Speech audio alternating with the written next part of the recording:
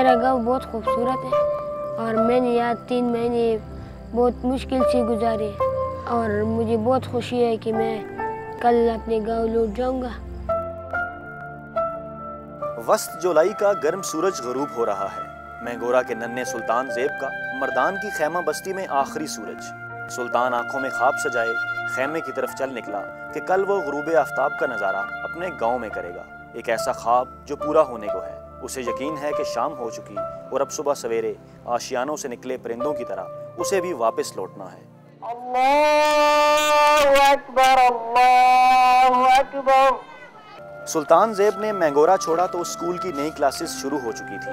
गांव का स्कूल छूटा लेकिन सुल्तान ने किताबों से नाता ना तोड़ा। खैमा बस्ती में उसकी नन्ही बहन शराफत ने भी उसकी देखा देखी पढ़ना शुरू किया। बहन भाई ने अपना आज का सबक दोहराया और फिर अपने गांव की यादों में खो गए।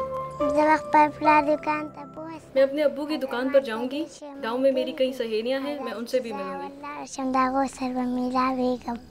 सुल्तान ज़ेब और शराफत के बाप ताज मलूक का चेहरा भी खुशी से दमक रहा है। उसकी बीवी की नींद भी आज पर लगाकर उड़ चुकी है। रात के दोनों मियाँ बीवी अपने बच्चों को लिए बैठे हैं। गाँव के किस्से कहानियाँ हैं कि ख़त्म होने का नाम ही नहीं ले रहे। बहुत खुशी है, वो आप जाएंगे तो अपने दोस्तों का, अपने रिश्तेदारों के कोई उधर यही किया है उसके साथ मिल जाएगा। बातें ख़त्म हुई तो सुल्तान ज़ेब और शराफत ने सुबह की तैयारी में माँ का हाथ बटाना शुरू कर दिया। कुछ ही देर में दोनों अपने नए कपड़े देखने लगे। अरे इनमें तो खिलौने भी हैं जो उनके बाबा ने मर्दान से खरीदे। तैयारी मुकम्मल हो चुकी, अब बस रात के ढलने का इंतज़ार है। ऐसा लगता है कि सुबह होते ही उनके दुखों की शाम भी ढल जाएगी।